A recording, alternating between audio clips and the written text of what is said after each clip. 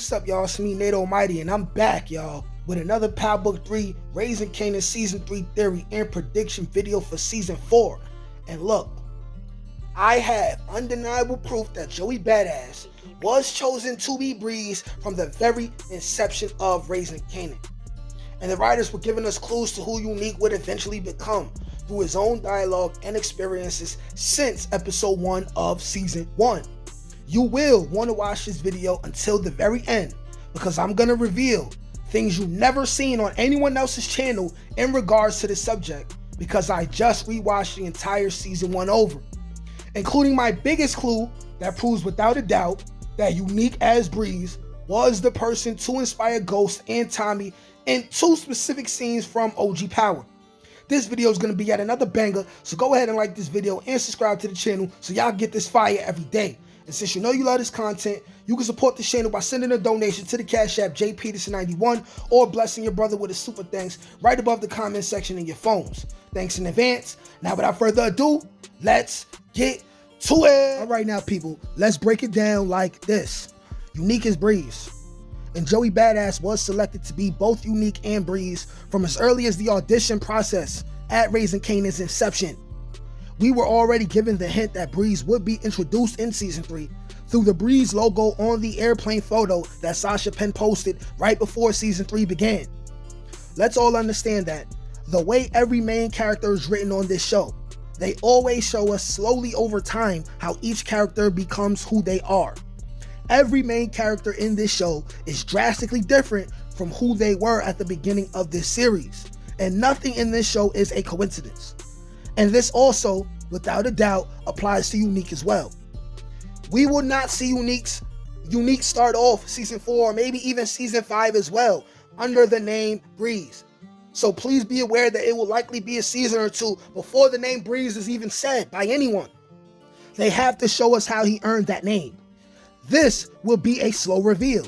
And after watching Season 1 over again, I will now, without a doubt, prove the writers have been hinting at Unique becoming Breeze through his dialogue and actions since Episode 1 of Raising Kanan Season 1. This is undeniable proof, y'all. Proof that in order to be who he wanted to be, he had to become the coldest, most selfish nigga on the South Side. The lessons he learned along the way are what led him to completely change the way he dresses and moved in the streets. And the only reason why Kanan claimed he wasn't smart was because of one of his only weaknesses, letting himself stick to the same routine and getting caught slipping, and by people who he trusted, by the way, right? Let's keep in mind that Kanan saying Breeze wasn't smart could easily be an exaggeration at best. This is the same man who trained Kanan, Ghost, and Tommy, and by that I mean Breeze, aka Unique. So how dumb could he really have been? If anything, he was a certain level of smart, and over time Kanan, Ghost, and Tommy just became smarter than him. And now let's start at the beginning with Episode 1 of Season 1 of Raising Kanan, alright? Unique tells Rock in Episode 1 while having a discussion over territory. Unique says, "You can't give a fuck about nobody or nothing more than your business. Distractions make you weak. They make you blink." He says all this after telling Rock how he already knows Kanan is her biggest weakness in the streets, okay? Rock then says in return, "You don't care about your son any less than I care about mine." Unique then responds by saying, "Yeah, Jerome is my heart, but he ain't live inside of me. He didn't come out of me, you see. You and Kanan are connected in a way me and Jerome just never will be, Rock." Right? Proving Unique loves Jerome, but loves the game so much that he will gladly give up everything, including his woman and son for it. Also proving Unique knows he can always have an advantage over Rock if he had Kanan under his wing. So when next season comes around and we see Unique refuse to show his family he's still alive, this is for two reasons. The first reason is to keep them safe, and the second reason is because he was already more than willing to discard his family if it got in the way of his goals. I'm also going to add that Unique, aka Breeze, was an ambitious man and violent and stubborn, partly why Ghost agreed to kill him. And Unique is the most stubborn character on the show other than Rock. No matter what, he keeps coming back and can never leave the South Side alone, even after losing everything 3 times already. And now let's look at episode 2. Episode 2, around the 21-minute mark, Howard has his scene with Unique in the tailor shop, okay? Unique has his loud jacket on with his name across the back of it. He wanted the world to know who he was. He was insecure and wanted to be seen and heard all the time for no damn reason. But after all, he would eventually go through. And after what Ronnie told him before the fight, and after almost dying yet again, he realized that the flashiness didn't matter anymore. To be that guy, he must move smarter, be harder to recognize. That's also why he would eventually be framed for shooting Howard for being too out there, too flashy. But at this point in the story, he hasn't learned his lesson yet, and it will be quite some time before he does. And him being seen wearing all black in episode 10 of season 3 is confirmation that he had finally learned his lesson after many hardships, okay? In episode 3, not much neat, but his work does get seized by the cops. And in episode 4, Unique kills his best friend Tresh G for being a fiend and getting the work seized by the cops in episode. Could he have wanted revenge on Rock for tricking him into killing his best friend? And that's why he eventually turns Kanan against her. Unique cried after killing Tresh G. You're not a real killer until you kill somebody you love. We're all aware of this scene already. But was this the moment Unique realized this and then later tells Kanan, who would then tell a 15-year-old Tariq and OG Power? And this is another clue. Unique will sacrifice anything for the game, including the ones he loves, and is loyal to the code of the streets. Also, could be the first time Unique began to question if Rock was a rat and what her connection to Howard really is. And we can also add Unique's conversation with Davina as an example of how Unique began to understand who Kanan is without having to speak to him, and why he was able to manipulate Kanan. He knows from watching Kanan early on that he's a sucker for any woman who he cares about, making his movements predictable, especially if it comes to Rock or Juke.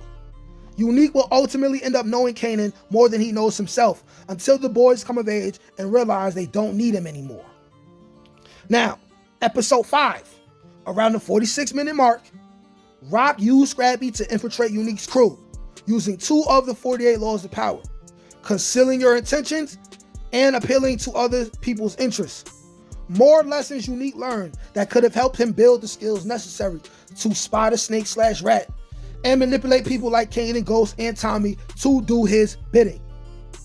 Episode 9, around the 4-minute mark, Neek is dressed flashy once again while in the middle of a war, leaving the movies with his son in broad daylight, and gets shot at by Marvin. The biggest example of why he knew he had to be completely selfish and yet selfless at the same time in order to be the man he wants to be and keep Vanessa and Jerome safe. And at the same time, he will gladly make this decision because he wants to be at the top of the game, more than he wants to be a father or husband to Pranessa. And the biggest amount of proof that Unique was chosen to be Breeze from the start and that he is the one who trained Ghost and Tommy is this. At the 12-minute mark, after Marvin attempts to kill Unique and Jerome and they survive, Unique's underlings put on smocks and infiltrate the hospital in order to finish Lou off after what Marvin done. Later on in OG Power, we see Tommy taking it up another notch by having his own business, his own ambulance business, and utilizing its service vehicles. And then we all know about the theory of Ghost being in the ambulance, passing Tariq while he's walking down the street, assuming Ghost is already gone. It was Unique who originated that idea, and Ghost and Tommy learned from it and utilized it in better ways as they got older.